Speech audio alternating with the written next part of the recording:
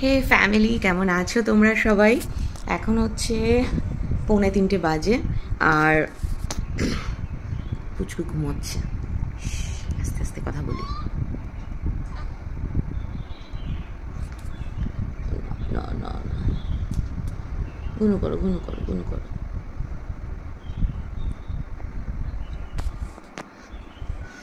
তো অনেকদিন ধরেই ভেবেছিলাম তোমাদের সাথে কিছু কথা শেয়ার করব, কারণ তোমরা আমাকে প্রচুর প্রচুর ইনবক্স করেছো, কমেন্টেও জিজ্ঞেস করেছো, ইনবক্স করেছো, প্রচুর হোয়াটসঅ্যাপ করেছো, ইভেন আমাকে অনেকে হোয়াটসঅ্যাপ কলও করেছো, ইনবক্সে মানে মেসেঞ্জারেও কল করেছো। আমি কারোর কল টল ধরতে পারিনি, ধরার মতো এখন সিচুয়েশনও নেই, বুঝতেই পারছো, ছোটো বেবি নিয়ে সময় পাই না একদমই।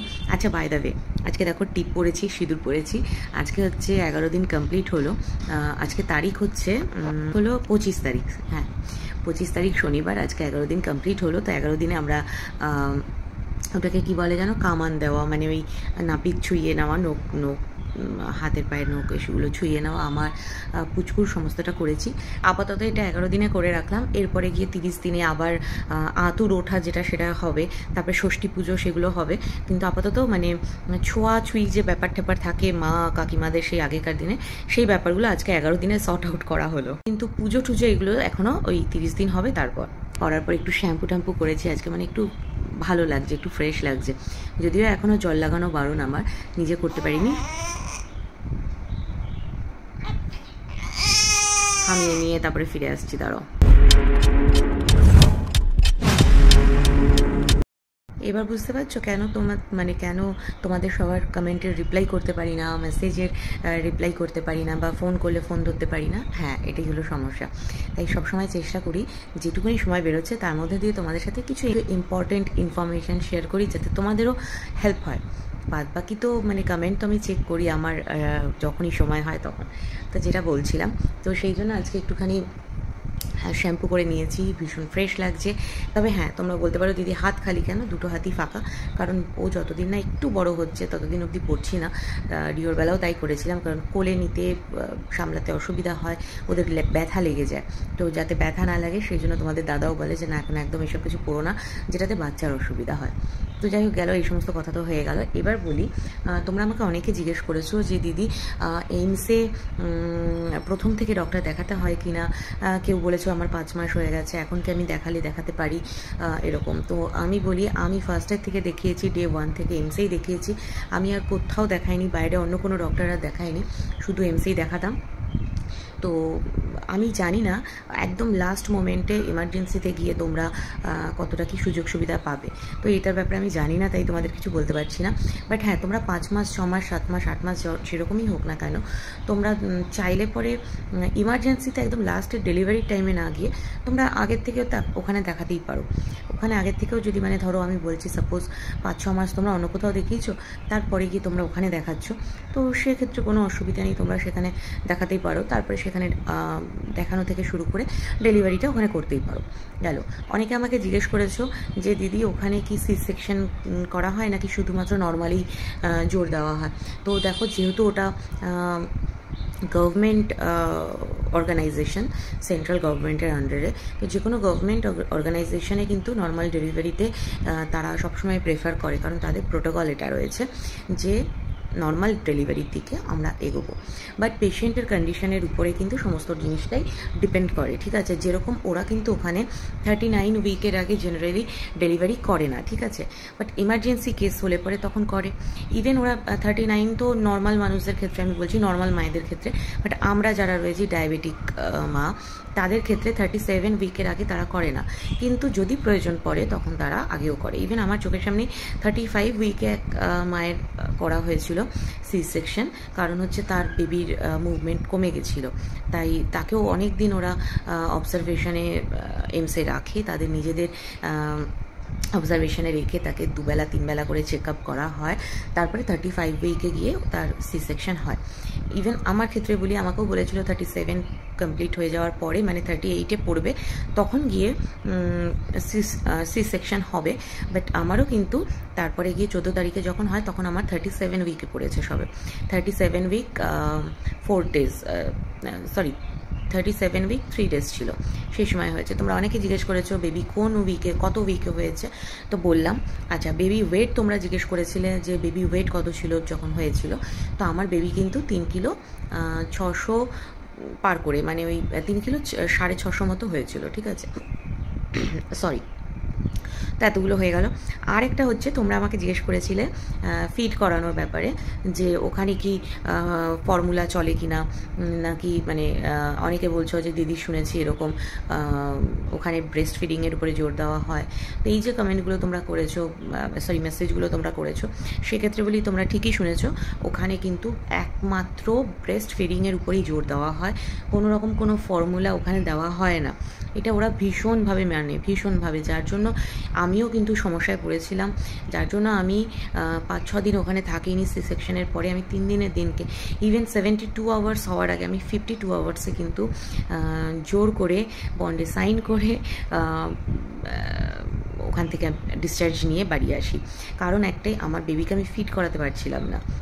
আমার তখনও অবধি ব্রেস্ট মিল্ক সাপ্লাই হচ্ছিল না, যার জন্য আমি ওকে ফিট করাতে পারছিলাম না। অথচ ডক্টর বলছিলেন কি ও ওকে আছে, ওর কোনো সমস্যা নেই শারীরিক। ইভেন ওর যে প্রত্যেক দিন 2 বেলা 3 বেলা করে বিভিন্ন রকম সুগার টেস্ট বগেরা সমস্ত কিছু ওরা করেছে, সব কিছু ওকে ছিল। ওর বিলিরুবিন ওকে ছিল, ওর সুগার লেভেল ওকে ছিল, সব ওকে ছিল। কিন্তু তারপরও বাচ্চা তো খাবারের জন্য কাঁদছে, তো সেটা একটা মা হয়ে আমি কী করে সহ্য করতে পারি বলো? আর তাও দিনের পর দিন, একদিন নয় বা কয়েকটা ঘন্টা নয়, 52 ঘন্টা ধরে এই সমস্যাটা হচ্ছিল। তার মাঝখানে আমি 2 দিনই ওকে, মানে 2টো রাত ওকে পাশে, আমরা কেবিনে ছিলাম, আইসোলেটেড কেবিনে। ও নর্মাল যে গাইনি সেকশন রয়েছে, গাইনি বিভাগ রয়েছে, সেখানে যে মায়েরা ছিল, ওখানে 3টে মায়ের কাছ থেকে একটু একটু করে আমার মা গিয়ে দুধ নিয়ে এসেছিল, সেই দুধ খেয়েছিল কিন্তু আমার বেবি। কিন্তু সেটা তো ওকে বারবার খাওয়ানো যাচ্ছে না, কারণ আমার যেদিনকে ডেলিভারি হয় একই দিনে ওদেরও ডেলিভারি হয়, তো ওদেরও সাপ্লাই খুব বেশি ছিল না। প্রত্যেকের নিজের সন্তানকে খাওয়ানোর পরে এক্সেসিভ অনেক দুধ হচ্ছিল না যে ওরা আমাকেও ভরপুর দিতে পারবে। তো যাই হোক, মানে সারাদিনে হয়তো 1বার কি 2বার বড় জোর ওদের কাছ থেকে আনতে পারছিলাম, তাও খুবই সামান্য পরিমাণে, মানে ঠিকমতো পেট ভরবে না এরকম। তো যাই হোক, সেই খাইয়েই ওকে রাখা হয়েছিল।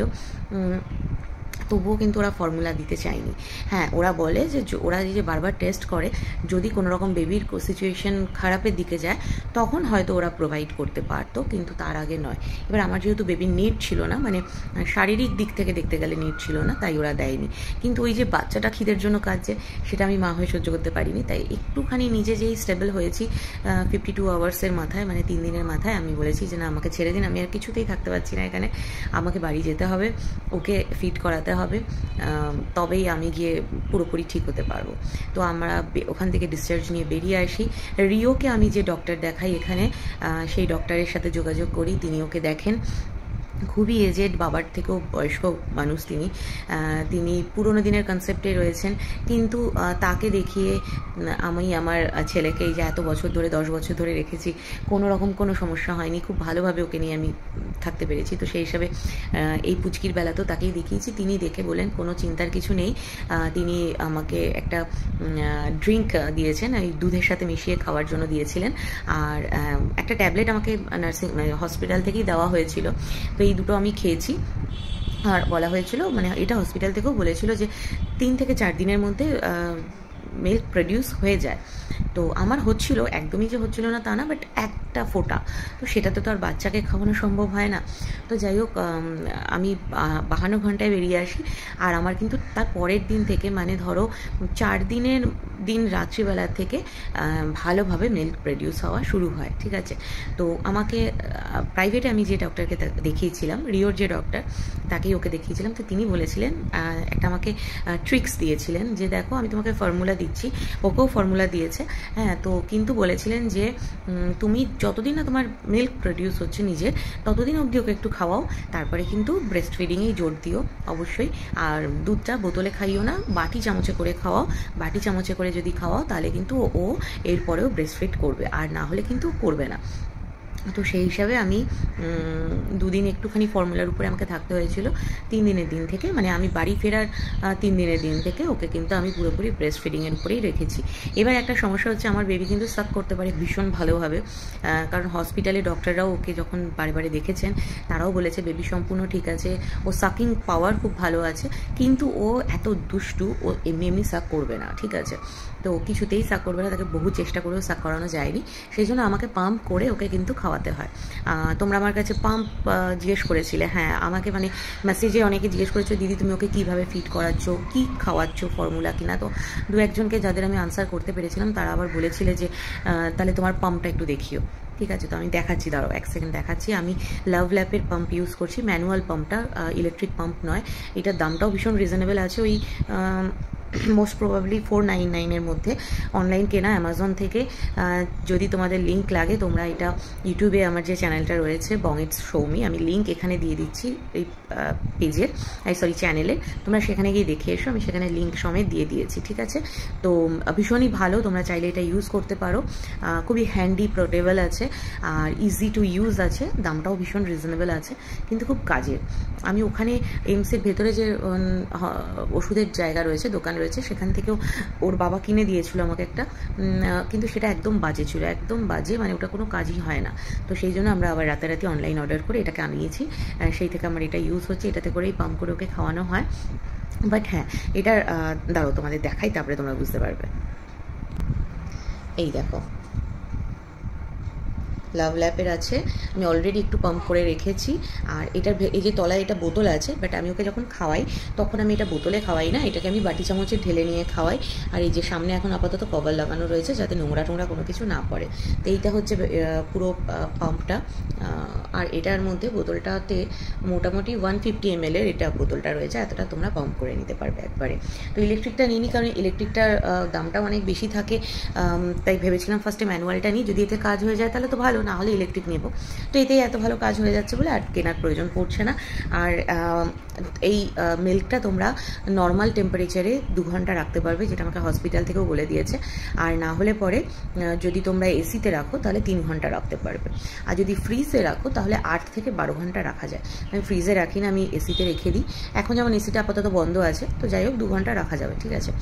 আর আরেকটাও ডক্টর আমাকে বলেছে নিপিল শিল্ড ইউজ করতে, যেটা তোমাদের আগের দিন আমি দেখিয়েছিলাম, যখন প্রোডাক্টটা এসেছে অনলাইনে তখনই আমি তোমাদের দেখিয়েছিলাম, যদি আবার দেখতে লাগে বলো, দেখিয়ে দেবো। নিপিল শিল্ডটা বলেছিল যে নিপিল শিল্ড অনেক সময় ইউজ করলে বেবি সাক করা সুবিধা হয়, তো সেটাও একবার করে দেখতে পারেন। তো সেটাও আমি আনিয়েছিলাম, 1-2 বার ইউজ করেছি, কিন্তু ও সেভাবে সাক করেনি। যদি ইন ফিউচার করে তাহলে পরে ইউজ করবো আবার। তো এই গেল।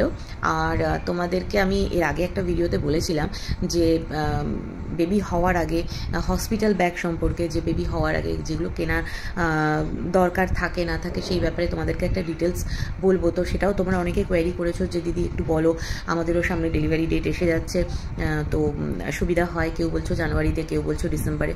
তো এইটাতে আর বলছি না, এটা অলরেডি অনেক বড়ো হয়ে যাচ্ছে। আমি চেষ্টা করছি আজকে হয়তো পসিবল হবে না, কালকের মধ্যে তোমাদের সাথে সেই ভিডিওটাও শেয়ার করার, যেটা আমার এক্সপিরিয়েন্স ছিল, আমি যেটা দেখেছি। হ্যাঁ, আমার কোনো অসুবিধা ফেস করতে হয়নি, কারণ আমি সেভাবে প্রিপারেশন নিয়েছিলাম, বাট আমি সামনের অনেক মানুষকে দেখেছি, অনেক মায়েদের দেখেছি সেই প্রবলেম ফেস করতে, সেটা নিয়ে তোমাদেরকে পরের দিন বলছি, ঠিক আছে। তো চলো আপাতত টাটা। ওকে তো কম ভিডিওর মাঝখানেই তোমরা দেখলেও একটুখানি প্যাঁ প্যাঁ করছিল, তোকে একটু থামিয়েছিলাম, এখন গিয়ে ওকে একটু ফিট করাতে হবে। চলো টাটা।